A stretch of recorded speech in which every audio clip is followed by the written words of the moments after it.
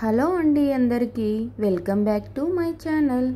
ఈరోజు మన రెసిపీ వచ్చేసి స్వీట్ మ్యాంగో పికిల్ని చూపించబోతున్నాను, లేదా మ్యాంగో మురబ్బా అని కూడా అనవచ్చు.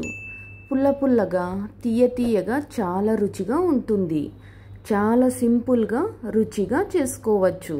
ఒక్కసారి చేసి పెట్టుకున్నారంటే సంవత్సరం పాటు నిల్వ ఉంటుంది. చాలా టేస్టీగా ఉండే ఈ మ్యాంగో పికిల్ని ఎలా చేసుకోవాలో చూసేద్దాం. నేను 2 మీడియం సైజు మామిడికాయలను తీసుకున్నాను.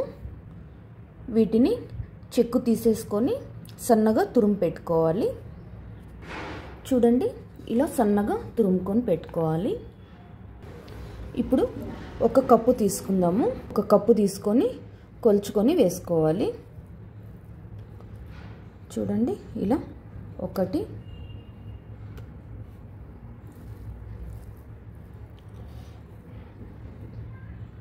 2 నేను 3 కప్పుల మామిడికాయ తురుమును తీసుకున్నాను. ఇప్పుడు ఒక పెనంలో వేసేసుకోవాలి మొత్తం అంతా. ఇప్పుడు ఇందులోకి ఏ కప్పుతో అయితే కొలుచుకున్నామో అదే కప్పుతో 1 కప్పు బెల్లం వేసుకోవాలి. ఇప్పుడు 1.5 కప్పు షుగర్ వేసుకోవాలి. మీకు షుగర్ ఎక్కువ కావాలంటే 2 కప్స్ కూడా వేసుకోవచ్చు.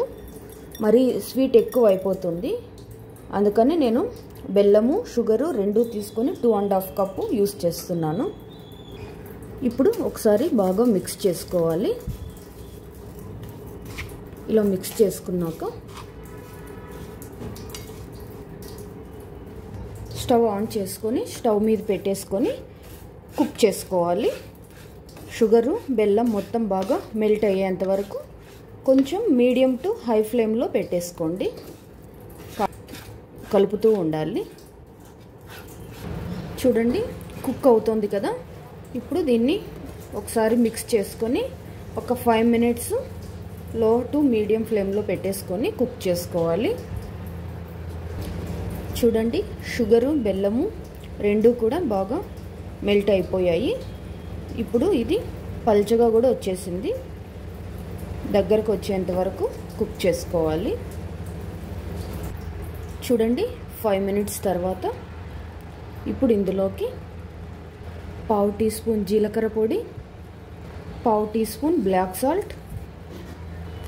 సాల్ట్ మీ దగ్గర ఉంటే వేసుకోండి, లేకుంటే నార్మల్ సాల్ట్ అయినా వేసుకోండి. 1/2 టీ స్పూన్ మిర్చి పొడి వేయడం వల్ల ఎక్కువ స్వీట్ లేకుండా మంచి టేస్ట్తో ఉంటుంది. పుల్ల పుల్లగా తీయగా కారంగా ఉంటుంది ఈ మురబ్బా.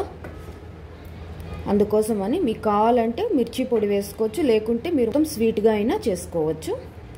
ఇప్పుడు ఈ మసాలాలు మొత్తం ఒకసారి మిక్స్ చేసుకొని 2-3 మినిట్స్ మళ్ళీ కుక్ చేసుకోవాలి. ఈ మామిడికాయ మురబ్బా తీగపాకం వచ్చేంత వరకు కుక్ చేసుకోవాలి. ఒకసారి చెక్ చేసుకుందాం తీగపాకం వచ్చిందో లేదో.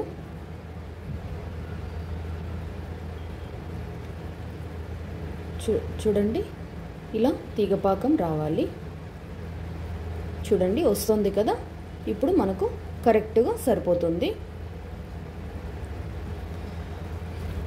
ఇప్పుడు స్టవ్ ఆఫ్ చేసేసుకుందాం. ఈ మురబ్బా పూర్తిగా చల్లారాలి.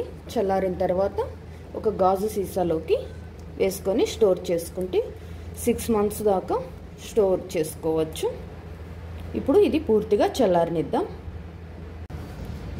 చూడండి, ఇప్పుడు పూర్తిగా చల్లారిపోయింది. చల్లారిపోయిన తర్వాత చిక్కగా వచ్చింది కదా. చూడండి, ఇప్పుడు కరెక్ట్గా సరిపోయింది. ఇప్పుడు ఇది గాజు సీసాలోకి వేసేసుకుందాం. ఇలా చేసిన పచ్చడిని చపాతీలోకి కానీ బ్రెడ్ మీద కానీ రోల్ చేసి పిల్లలకి ఇచ్చామంటే చక్కగా తినేస్తారు. మరి ఈ రెసిపీ కానీ మీకు నచ్చినట్టయితే ప్లీజ్ లైక్ చేయండి, మీ ఫ్రెండ్స్ అండ్ ఫ్యామిలీ మెంబర్స్కి షేర్ చేయండి. మరిన్ని వీడియోస్ కోసం నా ఛానల్ని సబ్స్క్రైబ్ చేసుకోండి. Thanks for watching.